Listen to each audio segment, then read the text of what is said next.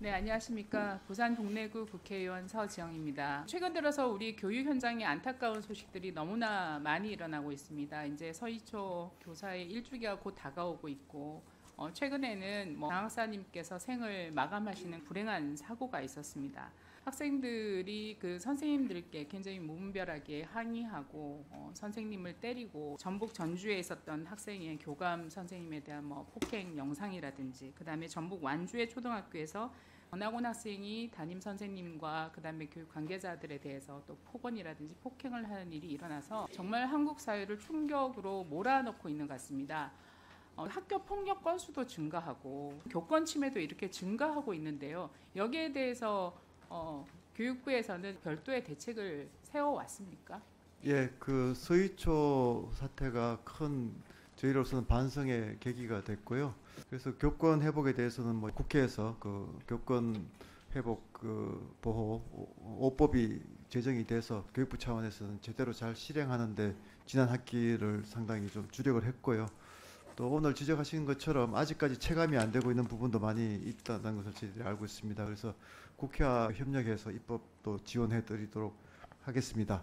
그리고 이제 근본적으로는 아이들의 소위 사회 정서 역량을 키워주는 것이 중요하다고 생각을 합니다. 그래서 교육부에서는 건강 정책국을 신설을 했습니다. 사회 정서 성장 지원과를 별도로 둬서 정서적인 역량을 키워주는데 그게 근본적이라고 생각을 합니다. 또 체육 과목을 강화한다든가 이런 이제 인성 교육을 강화한다든가 기존에 이제 강조됐던 것들과 더불어 이런 사회 정서적인 역량 이런 것까지도 좀 저희들이 하는 게 있고요. 또 그 함께 학교라고 해서 우리 학교의 그 학생, 학부모, 교사 3주체가 서로의 권리와 책무를 존중하는 학교 문화를 개선하는 부분도 저희들이 역점을 두고 하고 있습니다.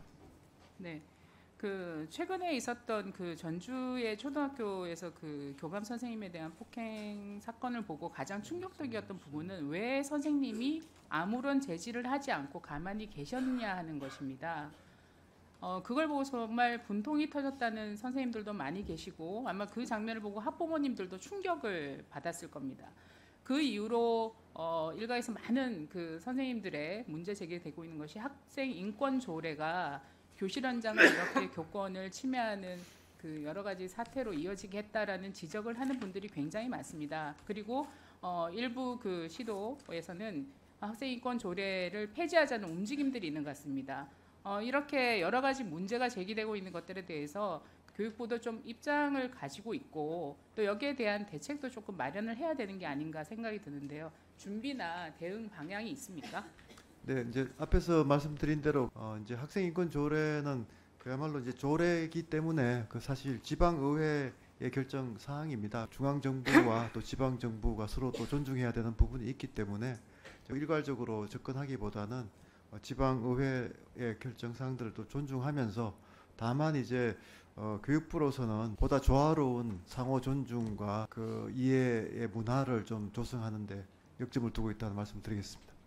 시의회의 업무에 대해서 교육부에서 당연히 그런 입장을 갖는 것은 당연하다고 생각합니다. 그렇지만 이제 교육부도 이 부분에 대해서 그냥 맡겨놓고만 있을 상황은 아니라고 생각합니다. 학생 인권 조례가 반드시 다 나쁜 것만은 아니죠. 그러면 이것을 어떻게 개선을 해 나가야 될지, 권리만 있고 책임은 없는 그러한 인권 조례가 학교 현장에 미치는 영향에 대해서 교육부도 심각하게 생각하고 가만히 있을 것이 아니라 좀 고민을 할 때가 되지 않았나, 저는 그렇게 생각을 합니다.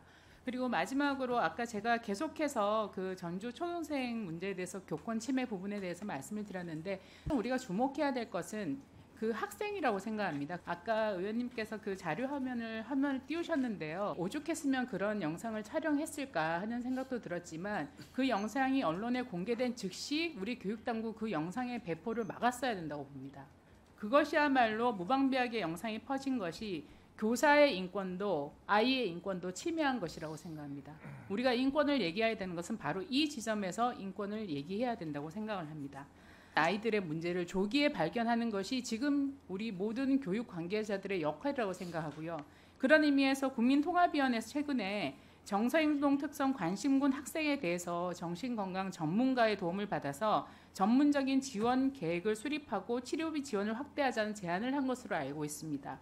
이와 관련해서 법이 필요하다면 관련법을 개정하고 또 지원이 필요하다면 지원할 수 있는 위기 학생 치유 체계에 대한 논의를 빨리 서둘러야 된다고 생각합니다. 아까 장관님께서 일부 사회정서 성장 지원과가 있다고 말씀하셨는데 여기에서 지정된 학생의 정서 교육에 관한 건데 과연 이것이 어디까지 아이들을 포괄하는 것인지 초등생부터의 학생을 얘기하는 것인지 사실은 이 아이가 초등학교 3학년입니다. 이 아이의 이 누적된 위기는 굉장히 이른 시기부터 나타날 수 있었다고 생각을 합니다.